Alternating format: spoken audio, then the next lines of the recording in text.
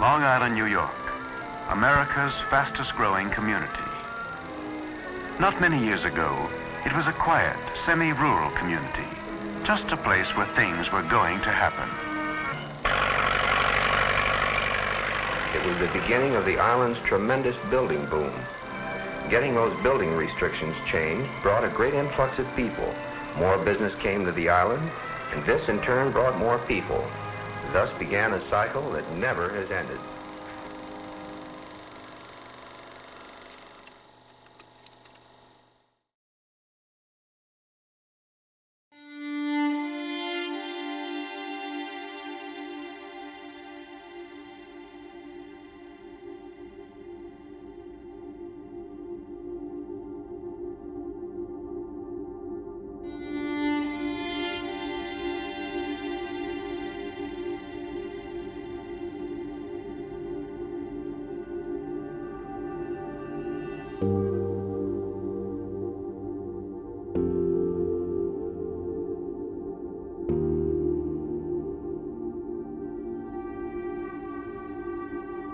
Farming actually has roots right at the very beginning of the settlers. All of the settlers at the time, back in the 16 and 1700s, basically were homesteaders and had agriculture as part of their daily existence, whether it was raising animals or growing crops. And that history carries forward throughout the generations. And as a matter of fact, many of the farms today were founded many generations ago and have been passed down through the years. Growing up here on Eastern Long Island, it's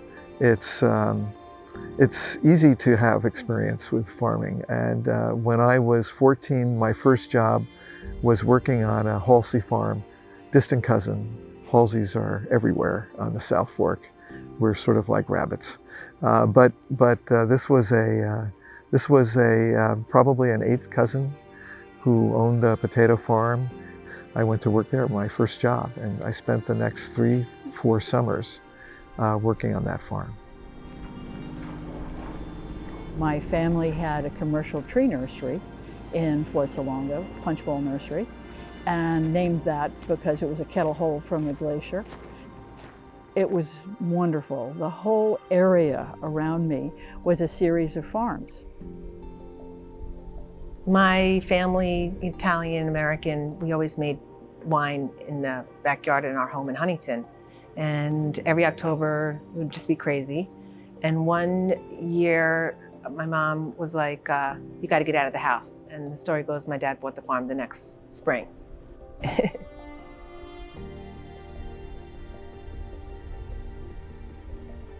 The history of Sangley starts with my grandfather George and his 3 brothers, and when they got out of the US Navy, they purchased land in Florida.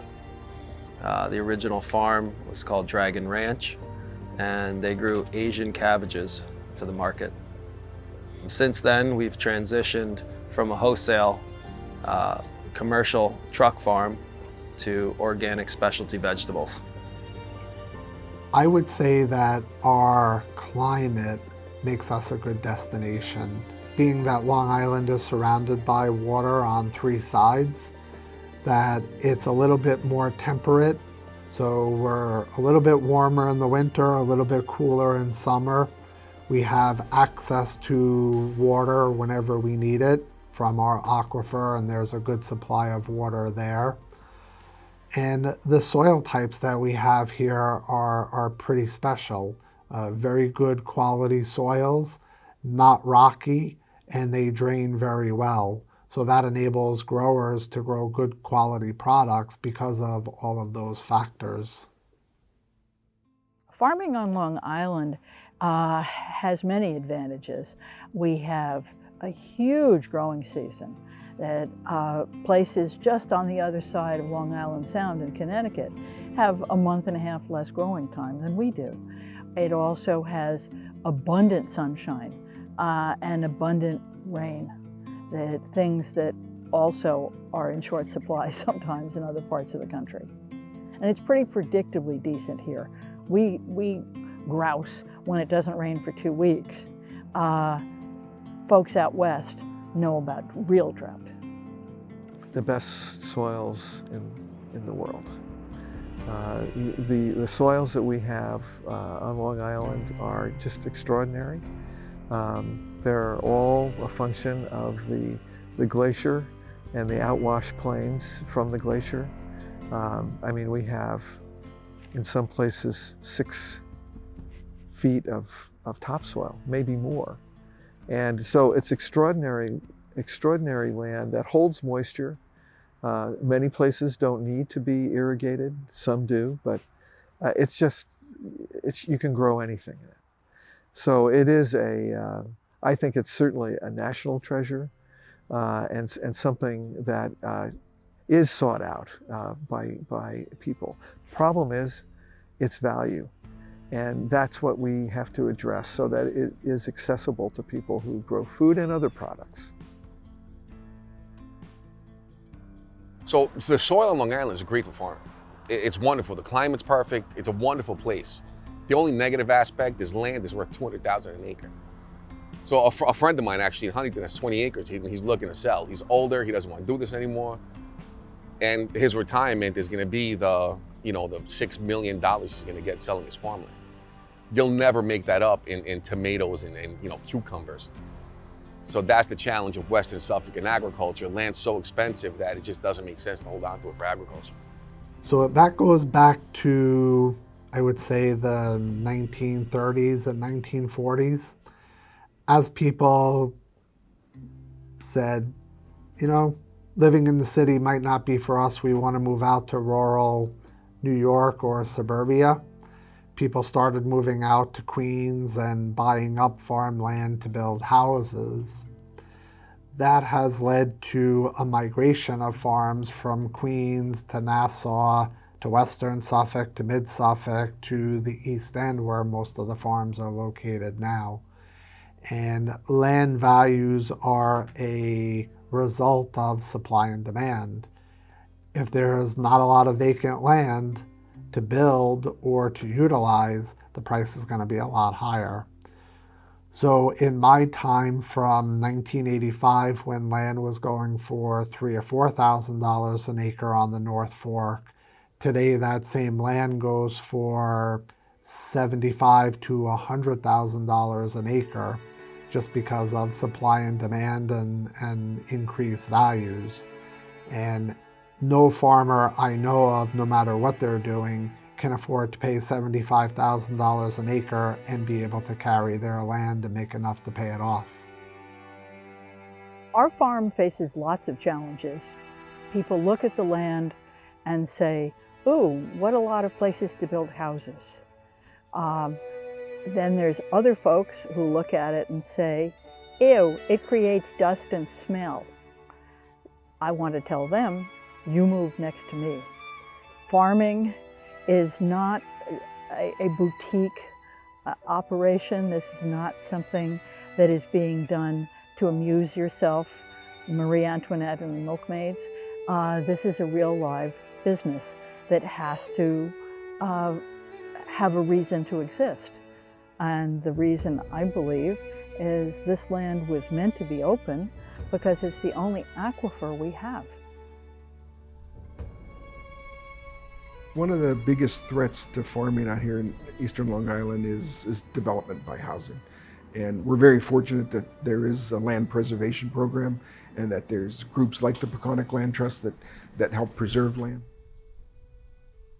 The mission is to preserve Long Island's working farms, natural lands, and heritage for our communities now and in the future. It all began with growing up here and having a long history here as a family. I was living on the West Coast in 1980, and I came back to visit family and friends. And literally the farm next door had a for sale sign on it. And I called up the owners and I asked what was happening. And they explained that their parents had died, that they had to sell the farm in order to pay federal inheritance taxes. I was 28 at the time. I'd never heard of federal inheritance taxes or never really fully appreciated what they meant. But In this case, the family had to sell the farm because it was worth so much money, because real estate values had gone up so high. So they explained this situation. They had terrible advice. They ended up in a contract of sale that took 5 years to close. They had a $2.2 million estate tax to begin with. By the time they were done, selling the property at 4.1, there was a 47% penalty on it. It was a catastrophic event for them. That was sort of the seminal event for me to want to come back and create an organization that would work with people who own land to give them options that they are not aware of.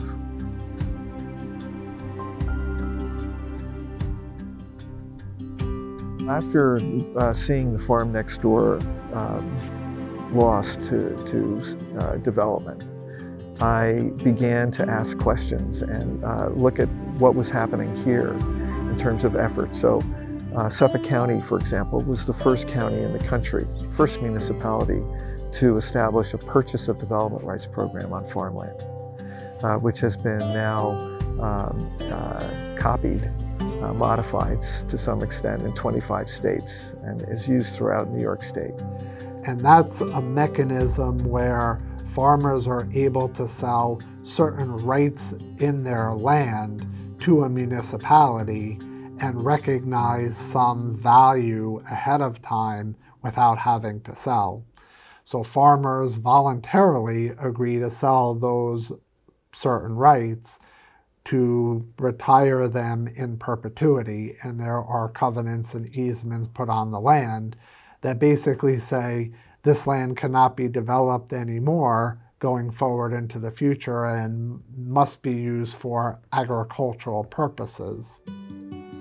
So I needed to expand. I had 3 acres in Ronkonkoma, and I was landlocked. I needed more land or I had to stop farming, and I called the Peconic Land Trust, and they put me in touch with the sisters. They said that there's farmland available in Brentwood. I said, there's no way in Brentwood. You know, I grew up in Ronkonkoma my whole life. And I came here and I saw this magical place, and we've been here 4 years now. So I'm Sister Karen Burke. I'm the coordinator of land initiatives for the Sisters of St. Joseph. And in 2015, we affirmed a land ethics statement, which is really our statement as a congregation of more than 400 sisters of our relationship with the land at this point in our history. So in looking at what our relationship will be with the land, we looked at this 212-acre campus that we have here in Brentwood.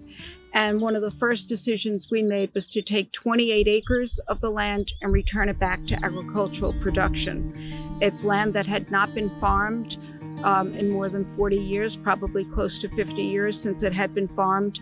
And we wanted to bring farming back to the western part of Suffolk County. What we wanted to do was to give opportunity for other people to farm who wouldn't really have the opportunity here on Long Island. So we have 28 acres. It's subdivided among 7 different farmers. Some are for-profit farmers, some are not-for-profit farmers. They're farming from produce, all different kinds of produce, to native plants on Long Island, to medicinal plants. So it's a wide variety of farming that's happening here. And in doing so, we have put a permanent easement on the 28 acres. So these 28 acres can only be used for agricultural purposes in perpetuity. It can never be used for any other purpose. You will never see a house built here, or a Target, or a Walmart, or any kind of parking lot. These 28 acres can only be used for farming in the future. The Sisters of St. Joseph presented an incredible opportunity for us to help get agriculture back in a part of Western Suffolk that essentially was a food desert. What's most amazing about them is their land ethic. They are totally understanding of the importance of land, of the earth as a whole.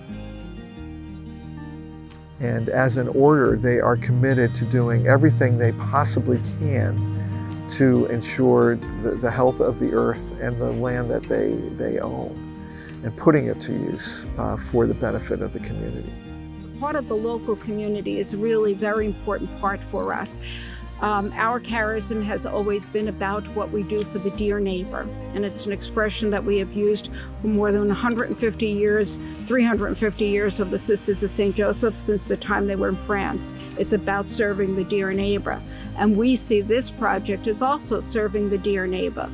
Right now, we serve our neighbors by affording them the opportunity of purchasing good, healthy, organic food.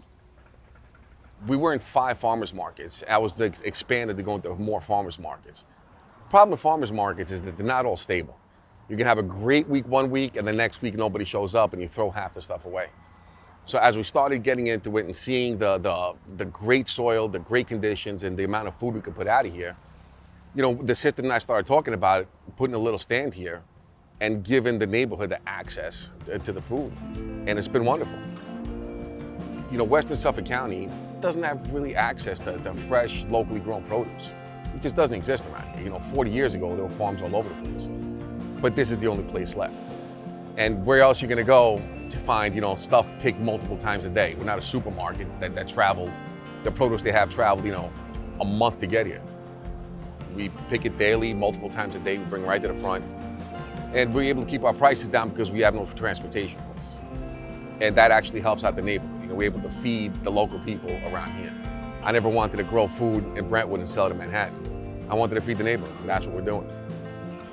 So we're here helping the sisters keep the land open, help keeping the farm alive in Western Suffolk, and servicing a wonderful community. Farmers are challenged in many ways, certainly financially. This is an expensive place to grow, given the real estate values and the development that is around them. Transportation, labor, all the costs mount up. So farmers have been looking for ways to expand their revenue stream. Here at Sangley, we're growing about 100 varieties on 100 acres. We're focusing on specialty organic vegetables. We have 3 points of distribution. One of our main points is the CSA program, the Community Supported Agriculture. Mostly CSAs are agreements between a farmer and I'll say resident or citizen, where a citizen agrees to pay upfront a certain amount, and I'll say, for example, $1,000 a year. And out of that $1,000, the consumer is guaranteed a number of baskets or weekly deliveries of produce. So essentially they're buying in advance. And there's all different variations upon it, but many times that would be for a farmer to put together a basket of the products that are in season and deliver it back to the resident. The reason why the CSA is a great approach is because people are able to put their money up front and help us schedule the seed costs and the labor costs, the fertilizer and the soil, take care of our land, and improve our infrastructure before the season begins. And we have like an 8 to 12 week time period where we have a lot of expenses that are going out. And it's nice to have the CSA members backing our operation. We're building a new high tunnel greenhouse here. We got 2-foot extension posts on it to try to give us a little bit more height, which makes the greenhouse more efficient.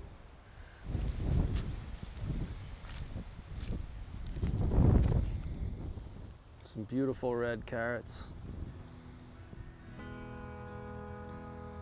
I think it's important for people to be connected with their food because food is our culture. It puts you in a closer relationship with the environment that you live and the people who are around you.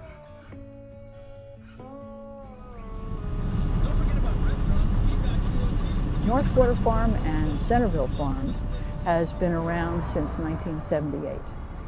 I realized that farming was in my blood, that I expected to raise my own food.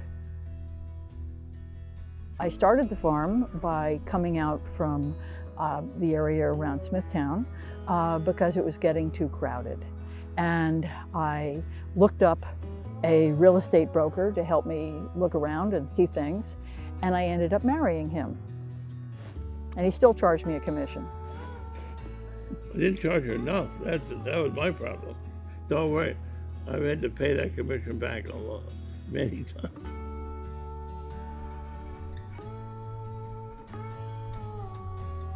The whole operation is about maintaining the land, the biosphere, and finding ways to be able to afford to keep it because it's expensive land. There's elements out there that would buy it in a heartbeat for a lot of money an acre, and finding ways to raise crops that have high value, and also to do agriculture where you don't sell meat, you sell plates of food, so that it's value-added agriculture. This is the way we can keep the land. And so we started with a good quality restaurant in downtown Riverhead. For most people, this is their connection to farmers and farming. You know, through your eyes and your stomach. I mean, what better way? Unless you want to go out in the fields and start hoeing or picking the crop. This is where it all ends.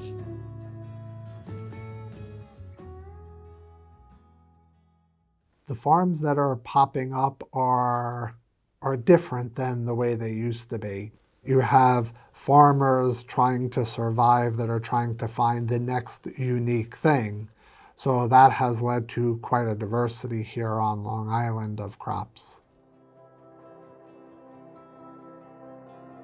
Buffalo came about because Ed had a moment, and he said, I've gone out skiing in Colorado and I've seen bison, and as far as he was concerned, he'd seen the second coming. I saw these two big bison along the road, and I just stopped the car. I was amazed. I can't remember where I ever saw one before. You know, maybe in the Bronx Zoo. I said, you know, I've got all this land. I think I'll buy a couple. I didn't know much about bison, but I knew that they were wild animals. So in the horse business, we have horse dealers who handle one stripe of horses, you know, maybe very elite show horses, then other ones who handle whatever comes down the pike. And I called one of the he'd handle anything guys who normally I didn't deal with that much. So I said, Jerry, I need 2 pregnant female bison. And normally this man would talk your ear off. He was dead silent for about 30 seconds. And he said, it'll take 2 days. And damned if he didn't show up with 2 pregnant female bison.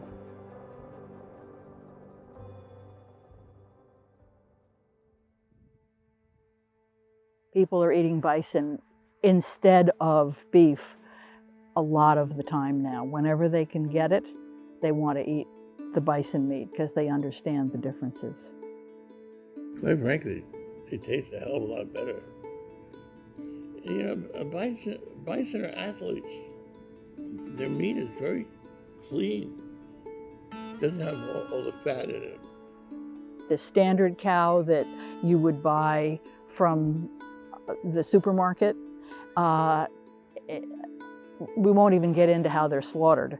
We'll get into how they're fed. And they're fed for maximum weight gain, which does not do wonders for the quality of the meat. Quality does not mean tender. Quality means nutrition. I got Longhorns here 5 years ago because I realized that this was a breed that had very similar values in terms of the quality of the meat, low fat, low cholesterol, but they're a lot easier to raise. That because they had been raised by the Spanish for a long time, they can be handled more simply. You can touch them, you can work with them. It's easier to apply medicine. You can do what you need to do. People understand the quality now of what they're eating and are willing to pay for that. The benefits here are that we have a very large market very close to the farm. What I realized is there was a place for another form of restaurant that was a little less stuffy, a little more with common trends in food now, and that if we had to give it a name, it wouldn't be a steakhouse, it would be a brasserie, which is a local restaurant where you live, that has foods that you recognize mostly, but they may have a bit of a twist to them in some way. So that was Dark Horse. The reason the name Dark Horse is because 95% of restaurant startups will be gone in a year. Of the 5% that are left, 90% will be gone in the second year. So by definition, if you're a dark horse, you're a survivor of that process. So that's how we got named Dark Horse. And this is our 10th year. If you look at the North Fork here, the restaurants that have been successful, and there are restaurants here, they've been in business 20, 30 years or more. You know, you don't see any sign out for my chef's name is such and such. A named chef, if he gets a good review in the New York Times, guess what? He's gone. He's taking that review and move on down the road. Not the chef. You have to be on your game every day. Good quality food, day after day after day.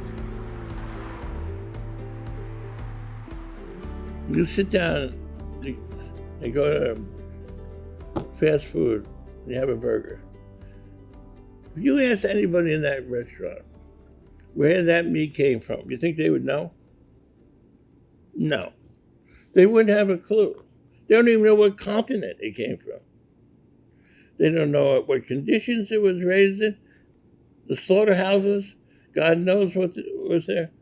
There is nothing to give you any indication that you're making a wise decision eating some nasty burger from a fast food restaurant. These animals are well fed. They're happy. Organic food that has been raised correctly has a different level of nutrition in it.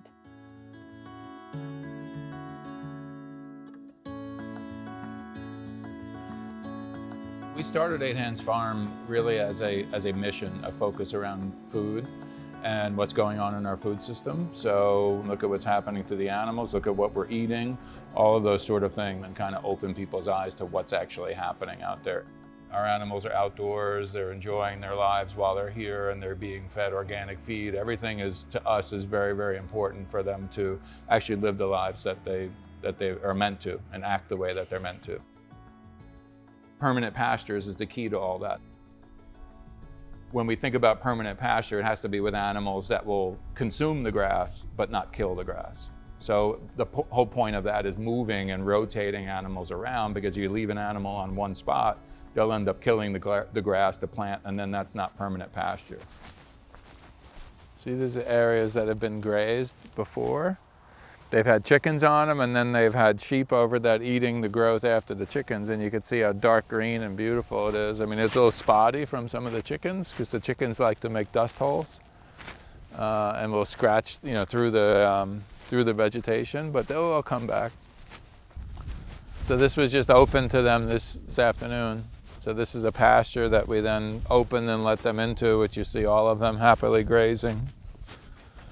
But again, it's this peace that's out here, that there's just nothing else going on in the world that could bother you. You know, when you see an animals just graze and chickens scratching around, and it's just mesmerizing.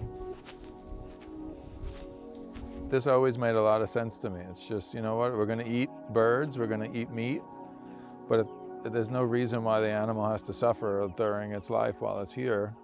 It has all the food it wants, it has all the water, you see them all drinking the water, they need that. And it has the grass and the sunshine, and they're protected more than anything. It's kind of like, I kind of justify it in my mind as it's part of the deal. Like when we domesticated animals, 11, 12,000 years ago, part of the deal was we'd give them food, shelter, protect them from predators. And in return, that animal's gonna, give its own life and meat. But while it's here, at least it's not, it's not suffering in any way. And that's the way it should be. When we put everything indoors and made it to where the animals aren't, the pigs that you saw rooting around, they're not able to root. They're on cement floors or slatted floors, and they'll chew each other's tails off out of boredom. It's just, that's not normal. It's not what we should be doing to the animals, and it's not what we should be consuming either, a miserable, suffering animal. So this made a lot of sense to me. I designed these huts so that they work, and the feeders and the waters, and kind of took everything and tried to think through everything that I possibly could to be able to get these to be as functional and hold the right amount of birds that made sense.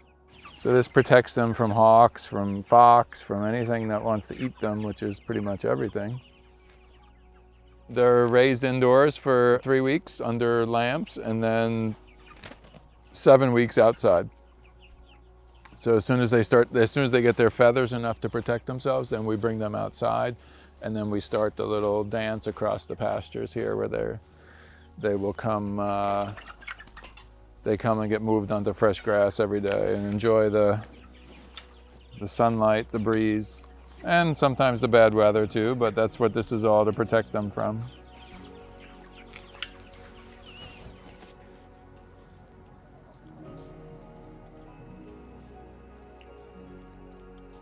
Who wants petting? Come to the scratchy post. You want petting? 8 Hands Farm and the Geppels, again, part of the diversification of agriculture and the Icelandic sheep, and that was very new.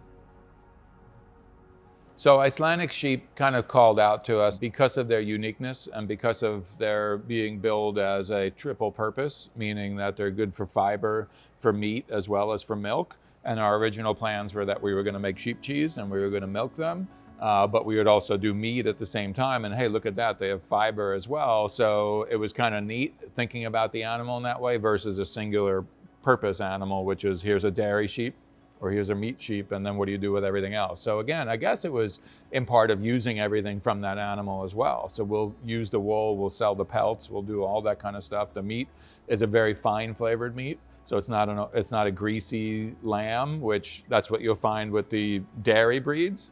So the dairy breeds are great for dairy, but when you're going to use them for meat, they're a much gamier tasting meat. So ours are very fine flavored. And the thing we liked about the Icelandics also is their uniqueness in that their genetics are pure since the Vikings brought them over to Iceland 1,100 years ago. So that was kind of cool. And then the other part are all the colors and patterns that they come in. So they have a whole host of different, they'll have a brown, which is a morit, black, spotted, mouflon. I mean, you name it, they can come out in all different shapes and colors versus the cookie cutter, black face, white body, sheep, and everybody looks the same. So to us, that uniqueness was it was kind of neat. Tom Geppel was in New York City, I believe in financial services, and for him to make a decision to change their lives took a lot of courage. A lot of resources to take a leap of faith, and I give them so much credit for doing that.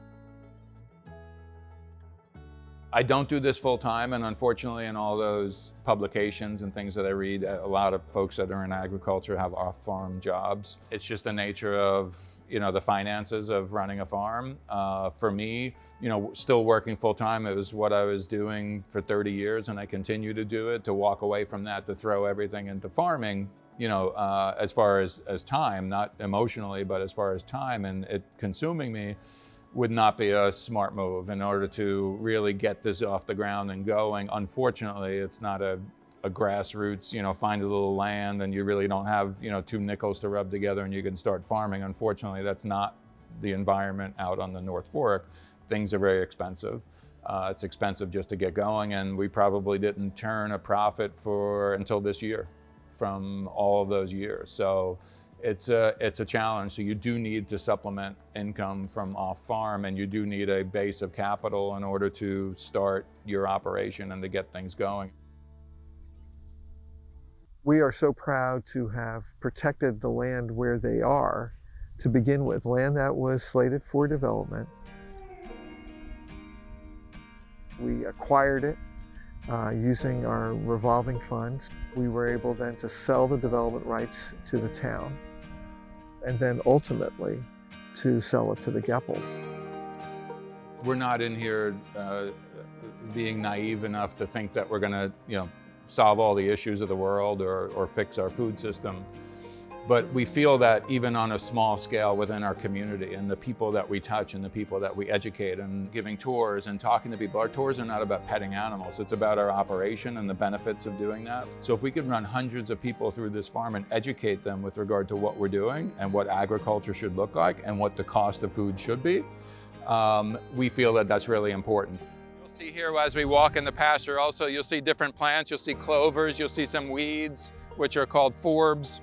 These are all things that that the animals will eat. From a product perspective, it's really hard, like wholesale. Some people ask, do you sell to restaurants? And all you gotta do is think about the numbers on what that would look like, and we don't even raise enough animals to supply one restaurant. Each pig will give you 16 pork chops. How many pork chops will the restaurant go through in one night?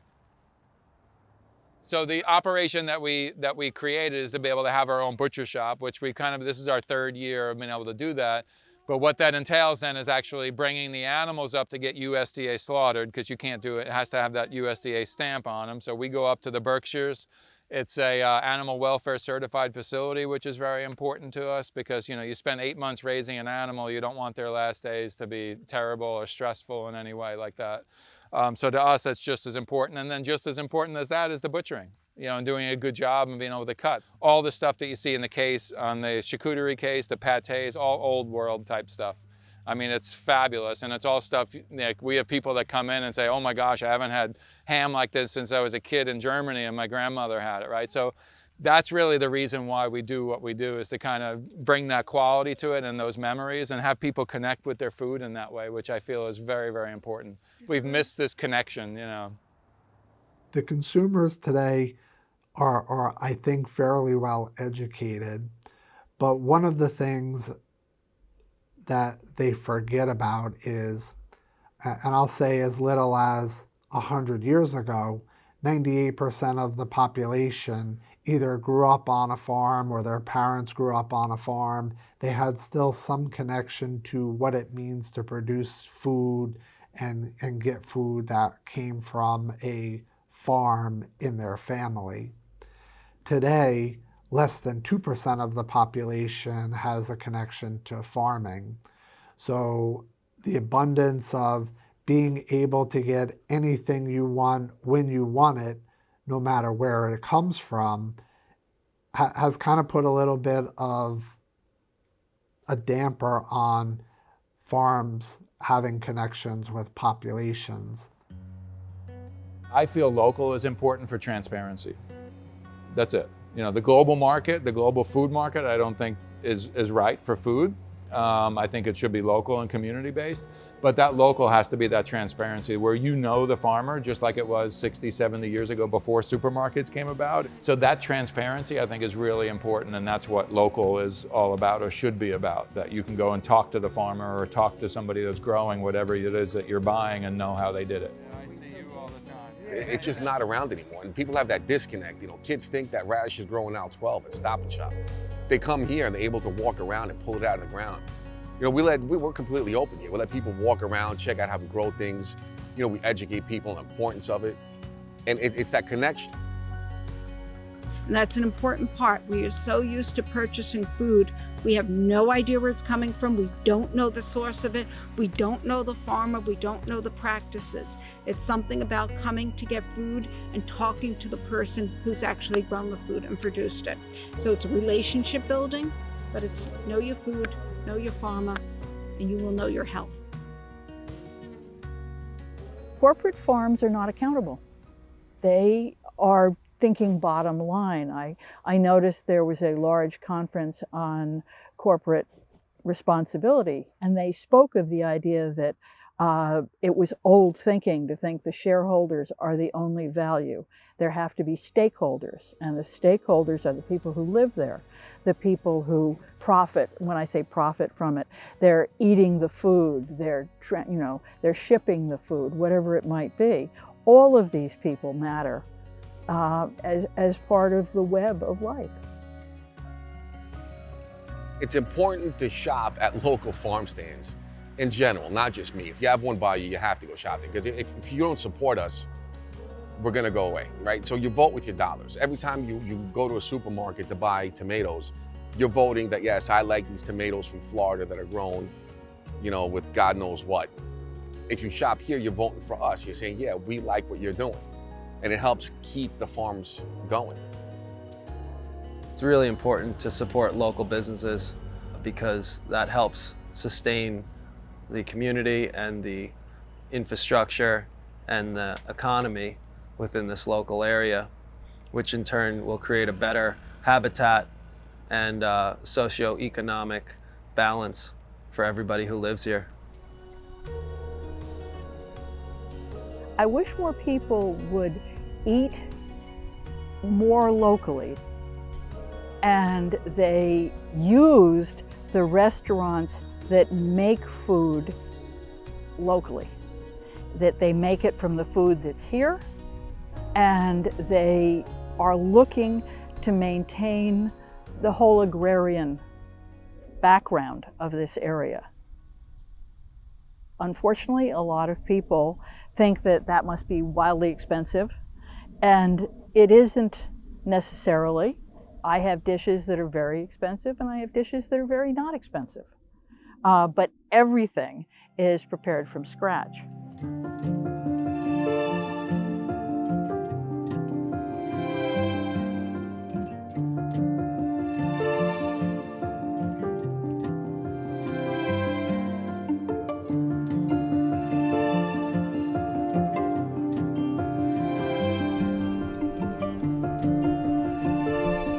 Also, by the way, you have to have incomes for people who work in these places. And I'm proud to pay these people a living wage.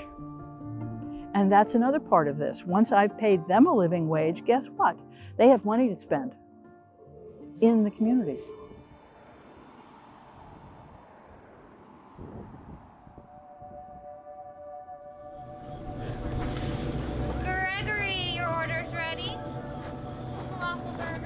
So the food truck was always in the plant, in the store, as a cafe in the wintertime when the weather gets crummy. And the reason why it was always part of the thought is because of the vertical integration of the farm and using everything from the farm.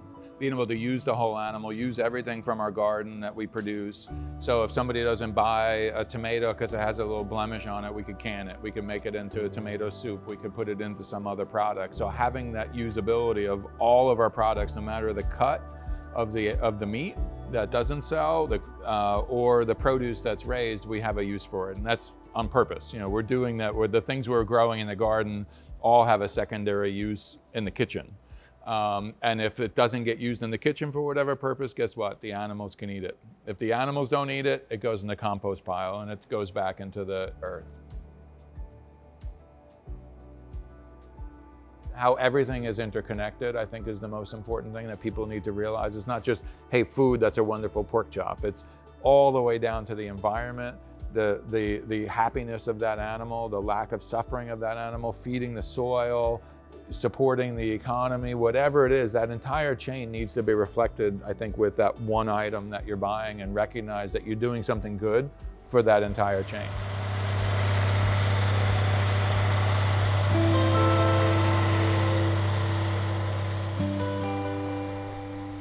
One of the things that happens in commercial agriculture is there's an awful lot of loss of topsoil, and that would be another thing I have against the Midwest.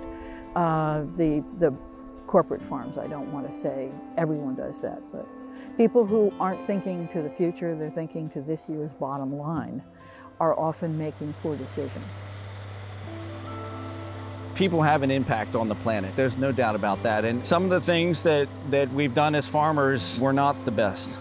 So we're learning, and it's taken us a long time to learn about soil health and about the fact that if we don't take care of the resource, it's not going to be there for the next generation.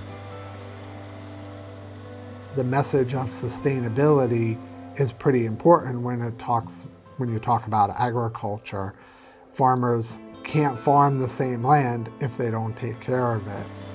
There's only a certain amount of years left where our farmland will be productive. And if we're not farming in a regenerative approach, our soils and our agricultural lands may continue to decompose to a point where they're unusable, which has happened in other countries. The fear across the agricultural community is that the commercial agricultural production will be too hard on the land in the next 100 years.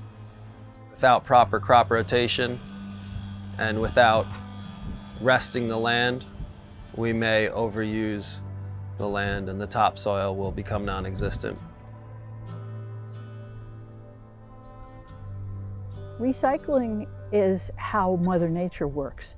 And if we can only do 5% of what she does, we'll be well off.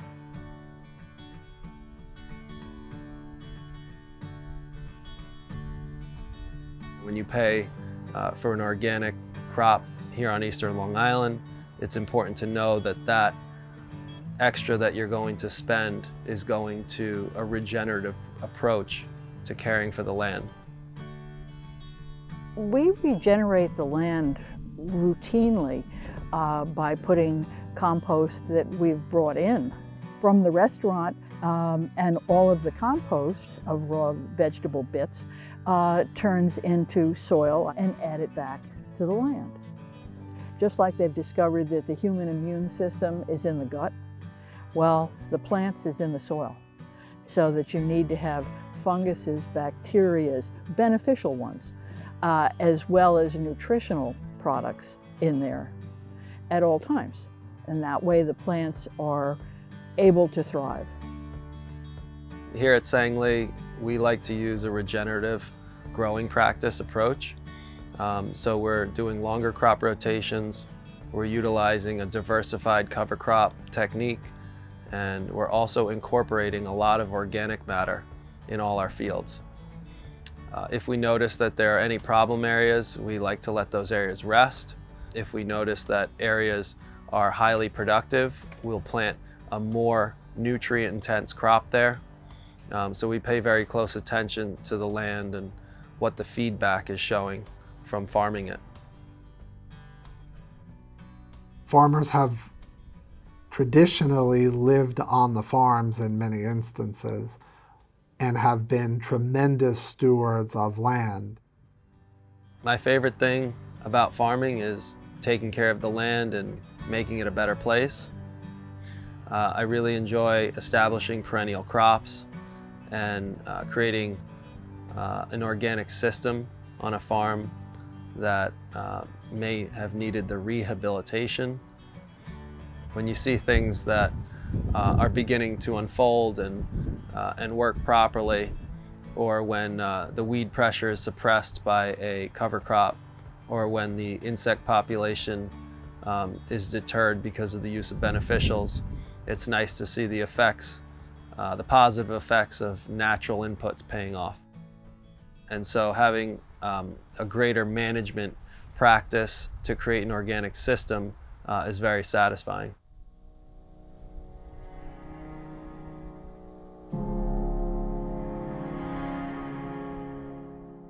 What I wish people would understand more is just how hard farmers work and how much they truly care about what they do. You'd be amazed at how dedicated farmers are year after year to grow our food and our crops, how hard they work and how much they really do care. And it's something that goes unnoticed. I actually consider farmers to be heroes in the world, much like we honor our firefighters and our policemen and our teachers. I think farmers should be right up there with those folks because of what they do for society with little fanfare and almost no recognition.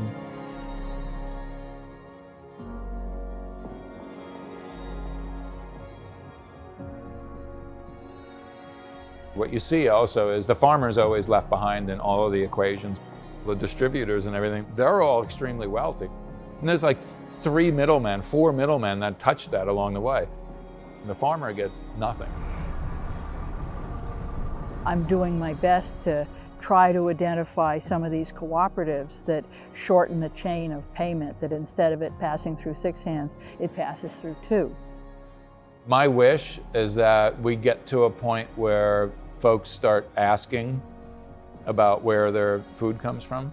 Don't just blindly, eat and consume things without knowing what's in it, because you would be shocked at how things are produced.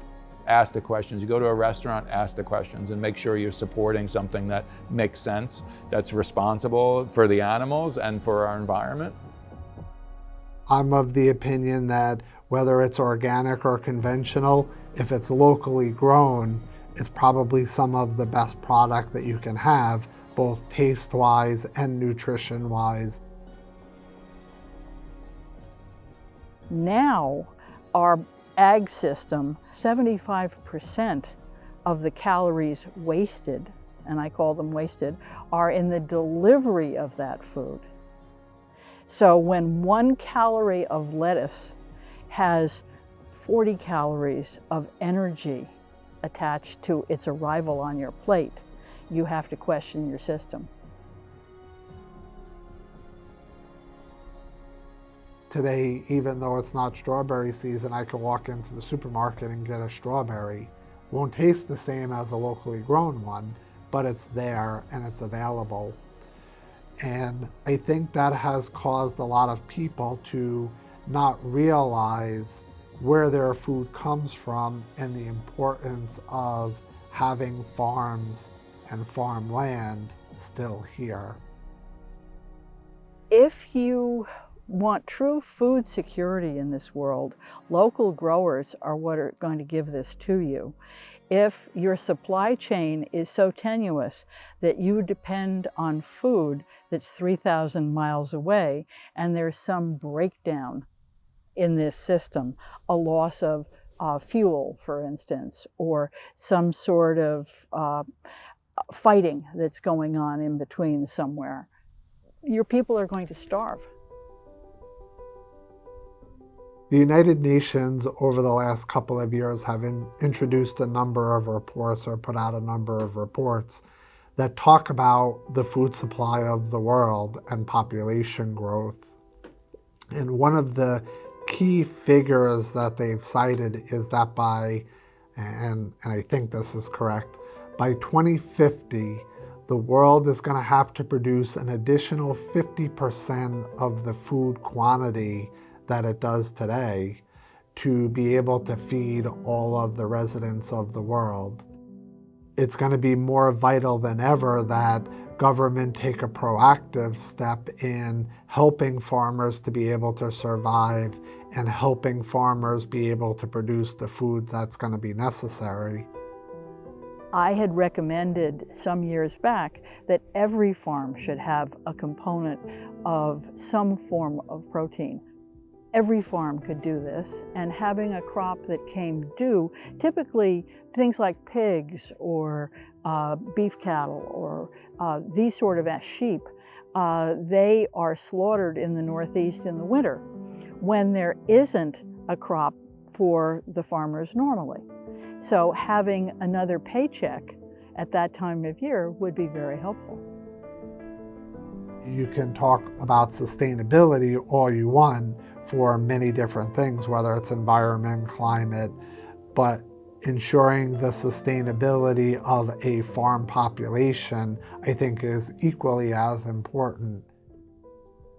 The Land Trust has always done a Farms to the Future program ever since it started in 1983. So our program is basically a 5-year program. Everybody starts with 1 acre for 1 year. And if they do everything they said in their business plan and seem like they're gonna, really really excel, then they come back a second, third, and up to 5 years. After 5 years, we try to graduate them into some of our outlying farmland, or if they're interested in buying farmland, we try to find farmland to sell them. Nobody gets kicked out of our program. We try to always find a way to keep them farming. So I was actually into homesteading before I expanded into really farming, and wanted to just have a bigger piece of land where I could grow all of my herbs myself. Little Google search, how do I find farmland on Long Island? And I stumbled upon the Peconic Land Trust, the Farms for the Future program. This is my 3rd year into it, and I love it so much. You got to come up with a way to have some income come in the first year, which is not so easy. So you do that several ways. Either you got to save a pile of money, or you got to keep another job. But because you got to make a lot of improvements to the farm, and that's what we're trying to help the farmers with. We're giving the farmers the opportunity to try farming, and if they fail, it's not such a huge, devastating financial blow for them. So the leasing program here is very affordable. Land is very expensive on Long Island, and I was actually surprised that there was something available that I could afford. Here I'm able to lease by the acre, and the amazing folks of the Peconic Land Trust are here for support. If you need an acre of yours plowed, they have the tools to do it for you if you don't have your own tractor. You know, if you have any questions about how can I go about planting the right kind of cover crop, what do you suggest, they're there to support you also. So we have 8 different growers here on 16 acres. And we try to leave buffers between. So we have 1 acre, then a rested acre, then another farmer, then another rested acre. And the theory is we're only farming for 1 year on that first acre, and then we rotate into the rested acre, which is just, good practice to do it that way.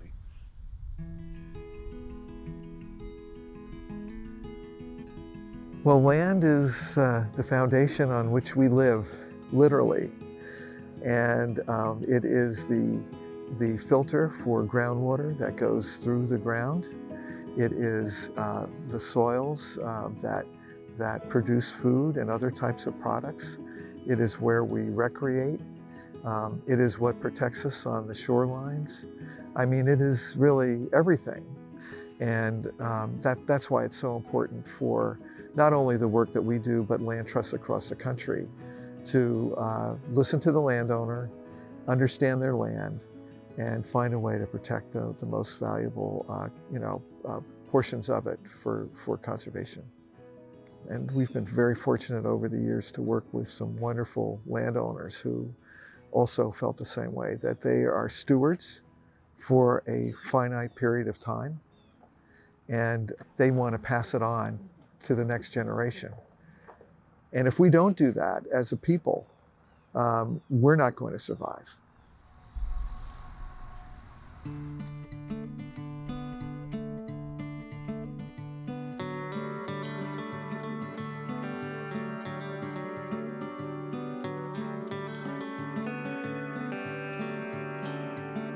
I think that farmers today are challenged and will continue to be challenged in the future. There will always be agriculture here, but it won't be the traditional agriculture that we know today or that our parents knew. It's going to look entirely different. It's a lot of fun to see the different things that people are coming up with. And I think that's what's ultimately gonna save farming on Long Island is the diversity.